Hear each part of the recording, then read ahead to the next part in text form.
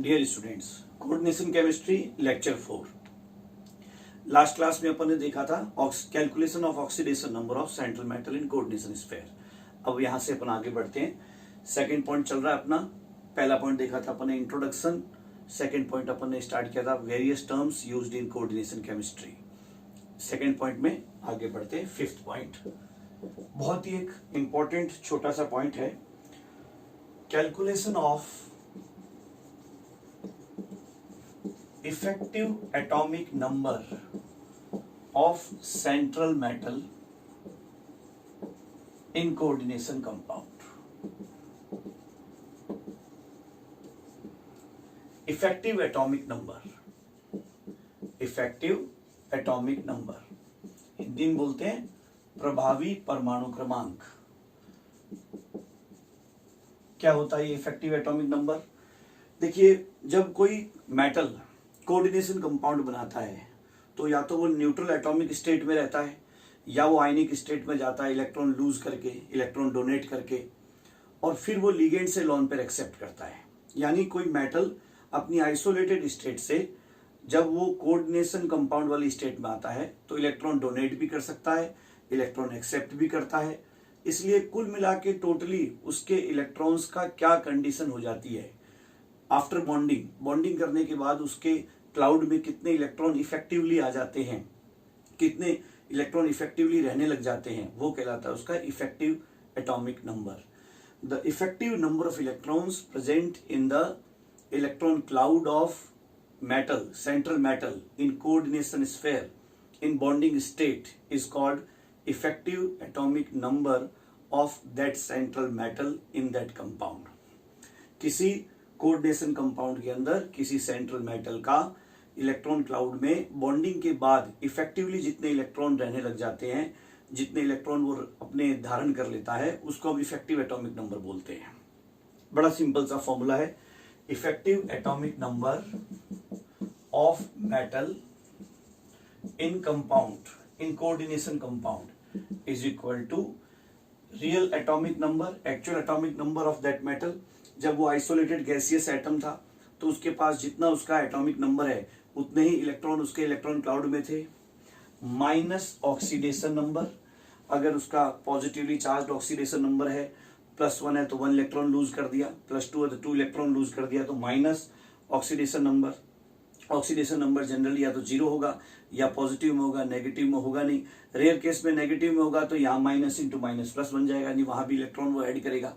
लेकिन मेटल का oxidation number generally positive ही होता है या 0 होता है। +2 into coordination number, +2 into coordination number. जितना कोऑर्डिनेशन नंबर है उतने लोन पेयर एक्सेप्ट किए, भले ही शेयरिंग में किए हो बट एक्सेप्ट किए हैं। तो अगर 1 कोऑर्डिनेशन नंबर है तो 2 lone pair, 1 lone pair except किया 2 electron, 2 lone pair, 2 coordination number है तो 2 लोन पेयर मैंने 4 इलेक्ट्रॉन, तो 2 इंटू कोऑर्डिनेशन नंबर, उतने इलेक्ट्रॉन उसने शेयरिंग में एक्सेप्ट कर लिए। तो जितने थे माइनस जितना ऑक्सीडेशन नंबर है उतने लूज कर दिए, और जितना कोऑर्डिनेशन नंबर उसके डबल एक्सेप्ट कर लिए। इसको अपन जितने थे जेड माइनस खोया प्लस पाया इलेक्ट्रॉन, खोए इलेक्ट्रॉन प्लस पाई इलेक्ट्रॉन, इस तरह से शॉर्ट ट्रिक से भी आप याद कर सकते हो। कितने खोएगा जितने ऑक्सीडेशन नंबर होगा, कितने पाएगा 2 इंटू कोऑर्डिनेशन नंबर। तो ये बड़ा सिंपल सा फॉर्मूला है। आइए अपन कुछ, यानी आपको कोऑर्डिनेशन नंबर भी मालूम होना चाहिए और ऑक्सीडेशन नंबर भी। अब अपन कुछ एग्जांपल की प्रैक्टिस करते हैं। जैसे एग्जांपल 1 अपन लेते हैं, बहुत ही फेमस K4FeCN6 पोटेशियम फेरोसाइनाइड। इसके अंदर Fe का जो कोऑर्डिनेशन नंबर है वो कितना है, 6 है, सामने दिखाई दे रहा है। इसका जो ऑक्सीडेशन नंबर है वो कितना है, कैलकुलेट कर लीजिए। कैलकुलेट कर रखा अपन ने, +4 + x - 6 = 0, x = +2। ऑक्सीडेशन नंबर +2 है। तो Fe का effective atomic number of Fe क्या हो जाएगा? देखिए, effective atomic number of Fe कितना होता है, Z कितना होता है, Z minus oxidation number +2 into coordination number. Z कितना होता है Fe का, अपन सबको मालूम है 26। एटॉमिक नंबर आपको याद होंगे, नहीं तो पीरियोडिक टेबल से याद कर लीजिए। 26 माइनस कितना ऑक्सीडेशन नंबर है 2, +2 इंटू कोऑर्डिनेशन नंबर 2 इंटू 6 कितना हो जाएगा 26 minus 2, 24 plus 12, 36. So 36 will be the effective atomic number of Fe in this complex. एक और एग्जांपल देख लेते हैं, आप अब सॉल्व कीजिएगा इसको। पहले जब मैं क्वेश्चन दे दूं तो वीडियो को पॉज करके पहले आप सॉल्व करेंगे, उसके बाद मेरा सॉल्यूशन देखेंगे। एग्जांपल 2, AgNH3, छोटे छोटे सिंपल एग्जांपल देखते हैं। वीडियो को पॉज करके पहले इसको खुद सॉल्व कीजिए, उसके बाद में आप सॉल्यूशन देखिए। सॉल्व कर लिया होगा आपने। इफेक्टिव एटॉमिक नंबर Ag का Z कितना होता है, एटॉमिक नंबर 47। Ag का यहाँ पर कोऑर्डिनेशन नंबर कितना है, 2।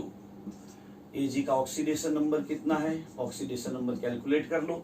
ऑक्सीडेशन नंबर Ag का कैसे निकालेंगे अपन, Ag का X, 2 अमोनिया का 0 -1 इज इक्वल टू 0, तो क्या हो जाएगा, X is equal to +1। Oxidation number कितना हो जाएगा, +1। तो effective atomic number of Ag क्या आ जाएगा, 47 Z minus ON plus 2 into coordination number 47 minus 1 plus 2 into 2, 4, तो कितना हो जाएगा, 50। फिर देखिए एक थर्ड एग्जांपल आप सॉल्व कीजिएगा पहले, उसके बाद आप चेक कीजिएगा। Example 3, CONH3 whole 6 Cl3। देखिए इसको पहले वीडियो को स्टॉप करके फिर उसके बाद में चेक कीजिए। Now check it.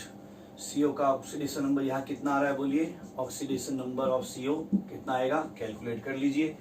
X मानते हुए X + 6 × 0 - 3 is equal to 0, X is equal to +3। X + 3 आ गया आपके।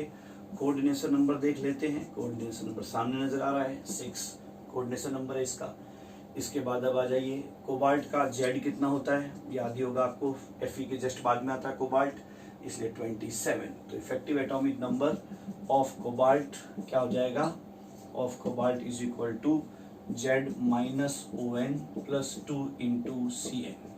तो Z कितना हो गया, 27 माइनस ऑक्सीडेशन नंबर कितना हो गया, 3 प्लस 2 इंटू कोऑर्डिनेशन नंबर 6, 24 + 12, 36। इस तरह से आप किसी का भी निकाल सकते हो। एक और प्रैक्टिस कर लेते हैं, पहले आप खुद सॉल्व कीजिएगा, उसके बाद में आप जो है वो सॉल्यूशन देखिएगा।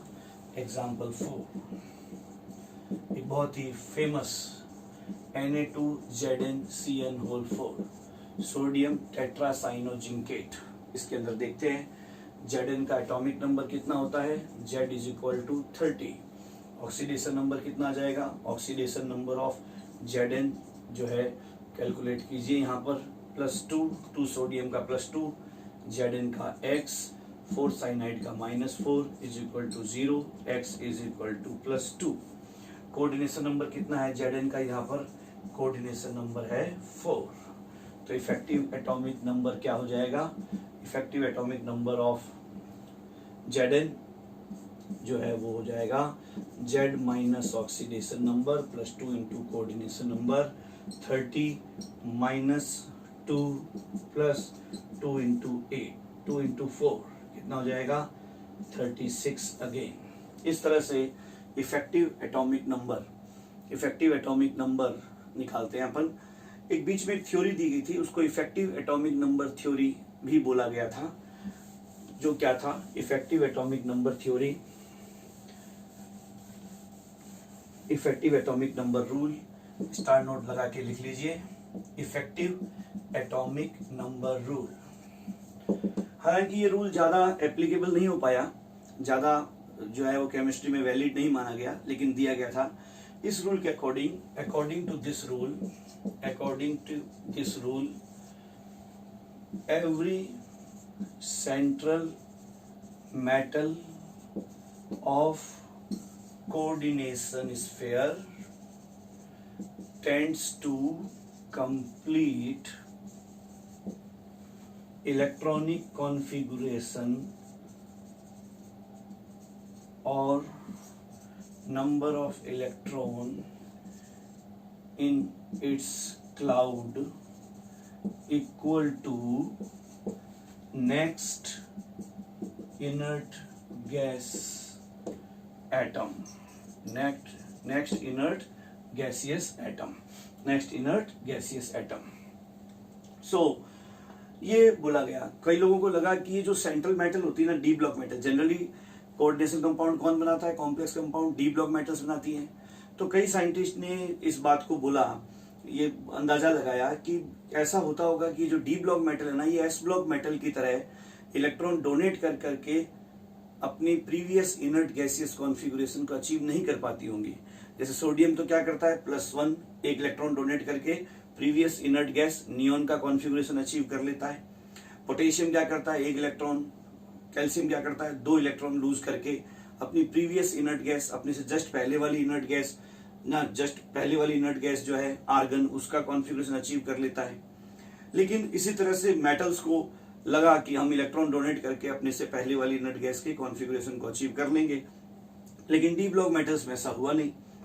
डी ब्लॉक मेटल्स के अंदर जो है वो इलेक्ट्रॉन डोनेट करता गया, Zn +1 +2, तो अचीव हुआ नहीं। पीछे वाला, पीछे तो आर्गन तो बहुत दूर है। तो फिर उसने क्या देख लिया, 1-2 इलेक्ट्रॉन डोनेट करके देखा, बात बनी नहीं, इनर्ट गैसियस कॉन्फ़िगरेशन आया नहीं, जो कि मोस्ट स्टेबल कॉन्फ़िगरेशन है। तो फिर उन्होंने उल्टा किया, इन्होंने कहा चलो डोनेट करके देख लिया, इससे नहीं मिल रहा तो अपन क्या करते हैं, लिगेंड से इलेक्ट्रॉन शेयरिंग में लेके देखते हैं, कोऑर्डिनेट बॉन्डिंग में लेके देखते हैं। तो ये उतने कोऑर्डिनेट बॉन्डिंग से उतने इलेक्ट्रॉन शेयरिंग में ले लेते हैं जिससे कि नेक्स्ट इनर्ट, प्रीवियस में तो पहुंच नहीं पाए, पहले वाली इनर्ट गैस में तो पहुंच नहीं पाए, तो नेक्स्ट इनर्ट गैस में जो है वहां तक पहुंच जाए। इसलिए जो कोऑर्डिनेशन नंबर होती है वो उतने नंबर में ही होती है जिससे कि next inert gas configuration achieve हो जाए, नेक्स्ट इनर्ट गैस के बराबर इलेक्ट्रॉन, इक्वल इलेक्ट्रॉन अचीव हो जाए। ऐसा कॉन्सेप्ट दिया गया। जैसे ऑक्टेट रूल दिया गया नॉर्मल केमिकल बॉन्डिंग के लिए कि भाई ऑक्टेट कंप्लीट करने के लिए ही एटम्स इलेक्ट्रॉन लूज करते हैं, इलेक्ट्रॉन एक्सेप्ट करते हैं, इलेक्ट्रॉन की शेयरिंग करते हैं और दूसरे एटम्स के साथ कंबाइन होकर के बॉन्डिंग करते हैं। उसी तरह से मेटल्स के लिए, मेटल्स कोऑर्डिनेशन बॉन्डिंग क्यों करते हैं, कॉम्प्लेक्स कंपाउंड क्यों बनाते हैं, इसको समझाने के लिए जैसे ऑक्टेट रूल दिया गया था वहां केमिकल बॉन्डिंग में, वैसे यहाँ इफेक्टिव एटॉमिक नंबर रूल बनाया गया कि अपना इलेक्ट्रॉन डोनेट करने के बाद लोन पेयर के रूप में शेयरिंग करके, कोऑर्डिनेट बॉन्ड के रूप में शेयरिंग करके, एक्सेप्ट करके अपना जो इफेक्टिव एटॉमिक नंबर है वो नेक्स्ट इनर्ट गैस के इक्वल करना चाहते हैं, जिससे कि effective number of electron next inert gas के इक्वल हो जाए। तो इस तरह लगा साइंटिस्ट को, देखिए कि Zn भी 36 पे जा रहा है। इन सारे जो अपने एग्जाम्पल देखे उससे ऐसा लग भी रहा है कि ठीक बात है। जैसे देखिएगा अपने को ऐसा फील हो रहा है कि जो है वो, अगर अपन बात करें कि K4FeCN6, इसके अंदर देखो आप K4FeCN6 के अंदर K4FeCN6 को अगर अपन देखेंगे तो इसका इफेक्टिव एटॉमिक नंबर कहाँ जा रहा है, इफेक्टिव एटॉमिक नंबर जो है वो 26 - 2 + 12 कितना हो रहा है, 36 हो रहा था। तो नेक्स्ट इनर्ट गैसियस कॉन्फ़िगरेशन आ गया, क्रिप्टन का कॉन्फ़िगरेशन आ गया। इसी तरह से अगर अपन देखें कि Na2ZnCN4, तो इसने भी यही किया, इसने भी क्या कर दिया, 30 - 2 + 8 36 कर रहा है। इसी तरह से अगर अपन कोबाल्ट को देखें CONS3 Cl6, अगर इस कंपाउंड को देखें Cl3, तो कोबाल्ट यहाँ +3 स्टेट में, तो 27 - 3 + 12 वही 36 हो रहा है। तो सब में सेट बैठ रहा था। तो जिस तरह पहले ऑक्टेट रूल फेमस हुआ कि भाई हाँ, ऑक्टेट बनाने के लिए, ऑक्टेट कंप्लीट करने के लिए ही जो है वो एटम बॉन्डिंग करते हैं, उसी तरह से ये भी फेमस हो गया, इफेक्टिव एटॉमिक नंबर रूल भी। लेकिन बाद में इसको, जैसे ऑक्टेट रूल आज कोई परफेक्ट रूल नहीं है, उसी तरह से इफेक्टिव एटॉमिक नंबर रूल भी कोई परफेक्ट रूल नहीं है। बाद में जाकर के पता चला कि ये जस्ट एक ट्रिक है जो ज्यादातर कोऑर्डिनेशन कंपाउंड 50, 60, 70% पर अप्लाई हो रही है। इसके एक्सेप्शन मिलने लगे। किस तरह से एक्सेप्शन मिलने लगे, जैसे देखिए AG बनाता है exceptions of effective atomic number rule. ऐसे कौन से हैं, जैसे AgNH3 Cl। अब इसके अंदर देखो Ag का इफेक्टिव एटॉमिक नंबर क्या आया था, 47 माइनस 1 प्लस 4, 2 इंटू 2 4, कितना आया 50। जबकि नेक्स्ट इनर्ट गैस कहाँ है, नेक्स्ट इनर्ट गैस तो 54 पर है, जिनॉन। तो फिर ये यहीं क्यों रुक गया, इसको तो 2 लोन पेयर और एक्सेप्ट करने चाहिए थे। It should be AgNH3 whole 4Cl, लेकिन ये तो कभी बनता नहीं, यही बनता है। तो इसका बनना इफेक्टिव एटॉमिक नंबर रूल से एक्सप्लेन नहीं हो पाया। एक और ऐसे बहुत सारे एक्सेप्शन मिलने लगे। एक और जो है वो एक्सेप्शन मिला अपन को, एक और एक्सेप्शन बहुत ही फेमस, K4FeCN होल 6 के बनने को तो एक्सप्लेन कर दिया गया। K3FeCN होल 6 ये भी बनता था, एंड इसके बनने को तो explain, formation of K4FeCN whole 6 could be explained by effective atomic number rule, but इसका बनना, इसका तो इफेक्टिव एटॉमिक नंबर क्या आ रहा है इसमें Fe का, बोलिए Z minus oxidation number plus 2 into coordination number.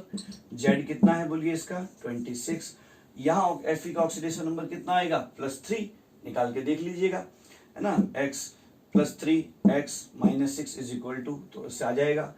और कोऑर्डिनेशन नंबर कितना है 6, तो 2 इंटू 6, तो ये कितना हो गया 26 माइनस 3 23 प्लस 12 35 ही हुआ। ये तो सिमिलर टू ब्रोमीन हो गया, हाईली रिएक्टिव होना चाहिए। Similar to bromine should be highly reactive, should be least stable, stable तो होना ही नहीं चाहिए, ये तो उल्टा रिएक्टिव होना चाहिए। बट प्रैक्टिकल फैक्ट क्या मिला, प्रैक्टिकली ध्यान रखिएगा, practically it was found that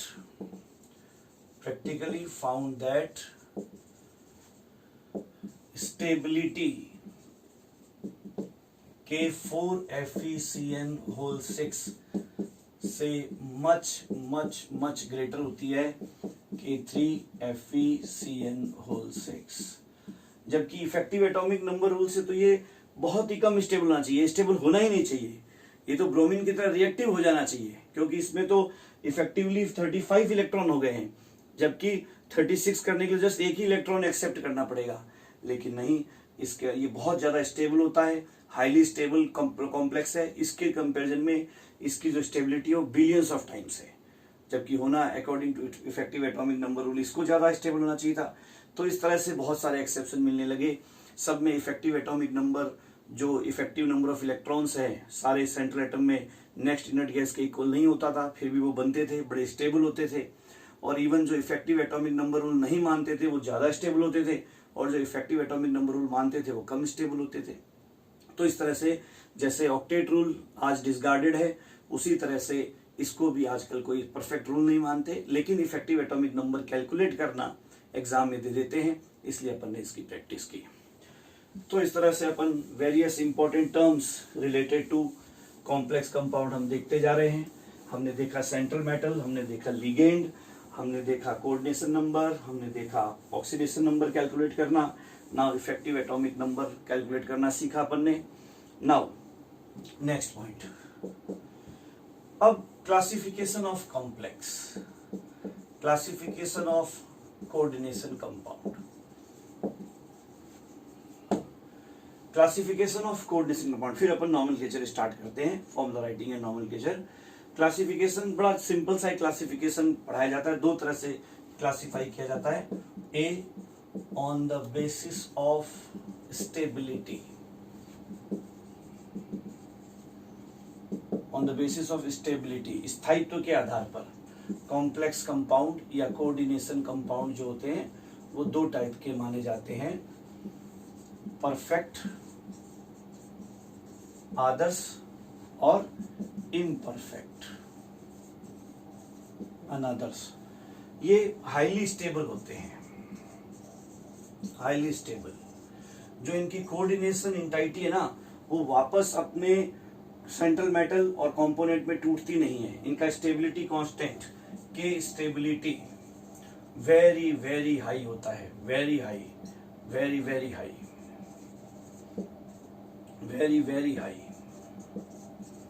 ये जो होते हैं जैसे K4FeCN6 है, फॉर एग्जाम्पल K4FeCN6, एक बार ये बन गया, इतने में टूट जाएगा, 4K प्लस FeCN6, ये टूट जाएगा इतने में, तो बस FeCN6 -4, लेकिन ये हाईली स्टेबल होगा, वेरी स्टेबल होगा, हाईली स्टेबल, ये आगे टूटेगा नहीं। FeCN6 जो है वो एक बार बनने के बाद, FeCN6 एक बार जो बन जाता है वो FeCN6 -4 वापस अपने कंपोनेंट Fe+2 + 6Cn- में बहुत बहुत बहुत बहुत माइन्यूट अमाउंट में, वेरी वेरी माइन्यूट अमाउंट में डिसोसिएट होता है। ज्यादातर यही रहता है, ये बहुत ही कम होता है। इस रिवर्सिबल प्रोसेस का कांस्टेंट कहलाएगा डिसोसिएशन कांस्टेंट, और इसका उल्टा कर दे तो वो जाएगा स्टेबिलिटी कांस्टेंट। तो बहुत ही कम, ये इसमें टूटता ही नहीं है, नेग्लिजिबल, ये नेग्लिजिबल मिलते हैं, ज्यादातर ये स्टेबल होता है। इम्परफेक्ट वो होते हैं जिसके अंदर जिनकी स्टेबिलिटी बहुत ही कम होती है, stability very less, stability of coordination sphere बहुत वेरी लेस, बहुत ही कम।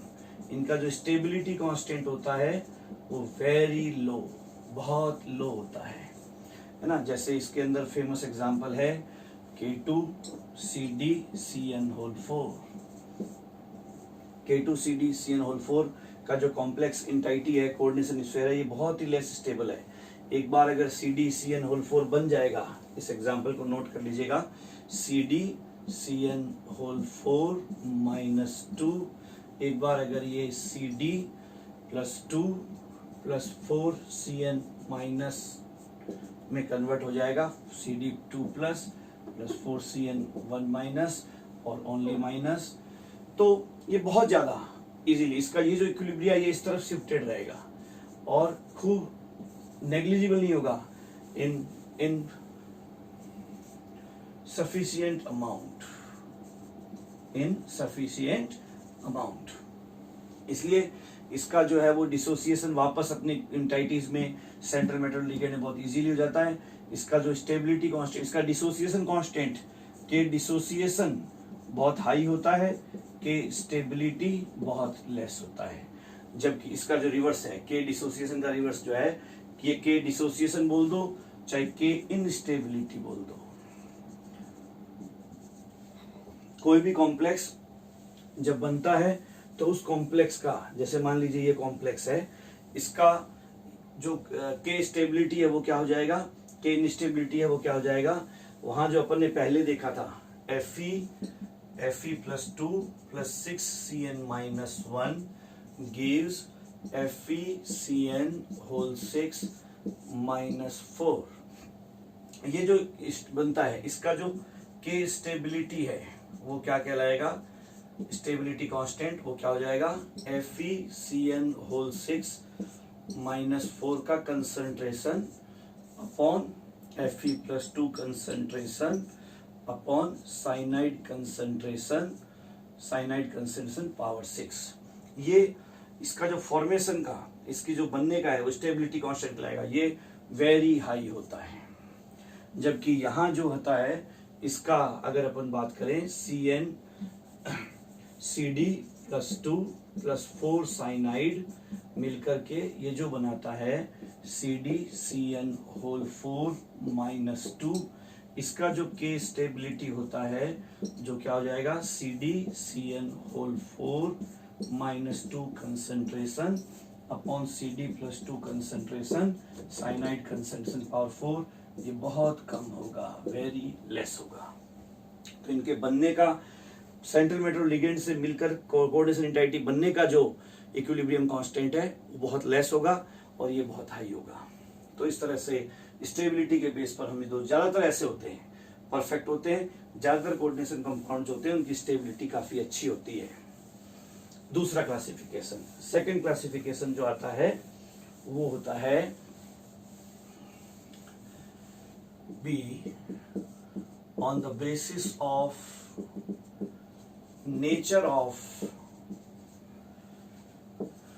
Ligands present.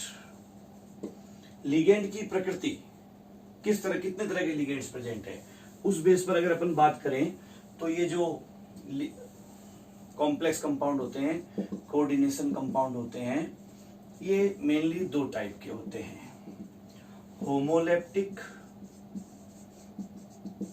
And heteroleptic. Homoleptic and heteroleptic.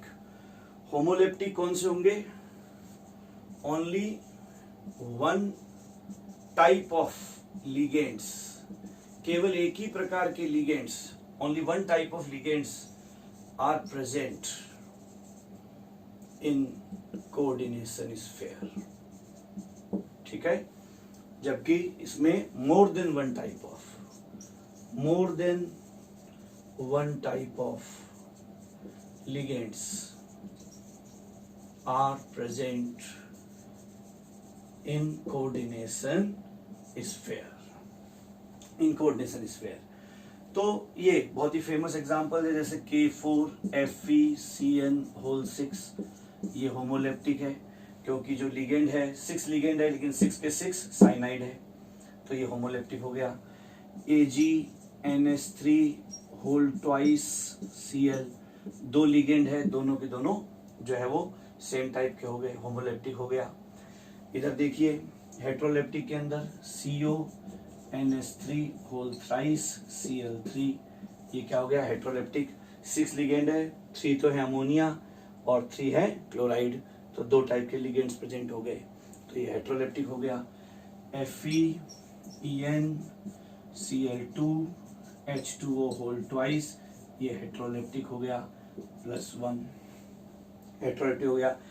3 type के लिगेंड्स है, ethylene diamine, chloride and water, तो ये हेटेरोलेप्टिक लिगेंड्स हो गए। इस तरह से ये होता है classification of ligands, classification of coordination compound on the basis of nature of ligand, and पहला वाला जो अपन ने देखा था स्टेबिलिटी के बेस पर जो coordination. Now the third classification of coordination compounds on the basis of number of central metal per coordination sphere।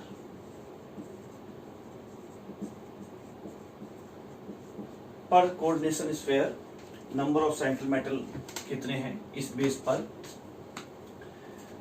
Coordination compound mainly दो टाइप के हो सकते हैं, mononuclear and polynuclear. Mononuclear coordination compound are such coordination compound which have one central metal per coordination sphere. One central metal per coordination sphere. Like these have one central metal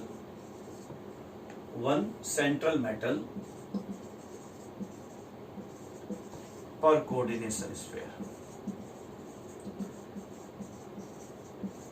One central metal per coordination sphere like AgNH3 like K4FeCN6, like very important example PtNH3 PtCl4।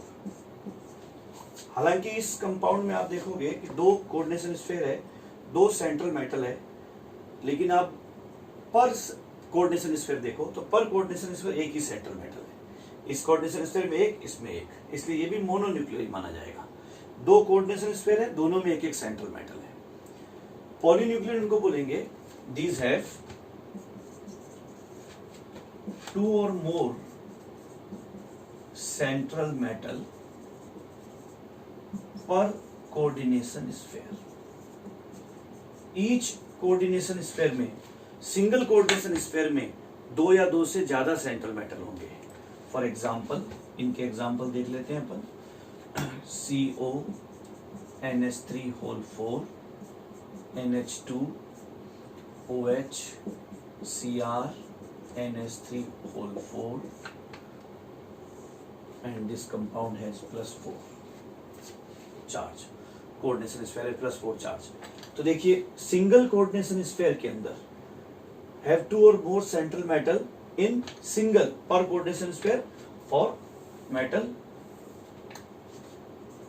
In single coordination sphere.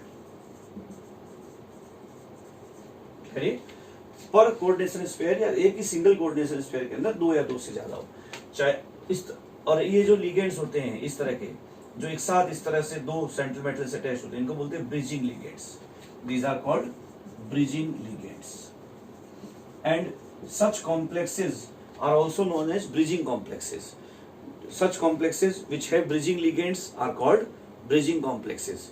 तो ये bridging complexes भी हैं और ये bridging complexes polynuclear होते हैं, जैसे ये डाई न्यूक्लियर है, इसमें 2 सेंट्रल मेटल है, इसको डाई न्यूक्लियर बोलेंगे। इस तरह ट्राई न्यूक्लियर भी हो सकता है। एक और एग्जांपल देख लीजिए इसका,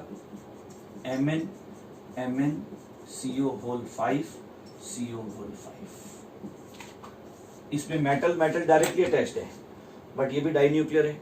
डाई न्यूक्लियर दोनों टाइप के हो सकते हैं। ऐसा डाई न्यूक्लियर भी हो सकता है जिसके अंदर दोनों मेटल डायरेक्टली अटैच्ड हो। ऐसा डाई न्यूक्लियर भी हो सकता है जिसमें दोनों मेटल ब्रिजिंग लिगेंड्स के थ्रू कनेक्टेड हो। और ऐसा भी हो सकता है कि दोनों एक साथ प्रेजेंट हो, कि कुछ एक बॉन्ड तो मेटल के बीच हो और कुछ ब्रिजिंग लिगेंड्स भी हो। तो तीनों तरह के डाई न्यूक्लियर या पॉलीन्यूक्लियर कोऑर्डिनेशन स्फीयर मिले हैं, जिसमें दोनों मेटल सिंगल कोऑर्डिनेशन स्फीयर की दोनों मेटल आपस में या 2 से ज्यादा मेटल आपस में डायरेक्टली जुड़ी हो या ब्रिजिंग लिगेंड्स के थ्रू जुड़ी हो या दोनों के थ्रू एक साथ जुड़ी हो। तो इस तरह से टोटल 3 टाइप से क्लासिफिकेशन देखा अपन ने कॉम्प्लेक्स कंपाउंड्स का, कोऑर्डिनेशन कंपाउंड्स का।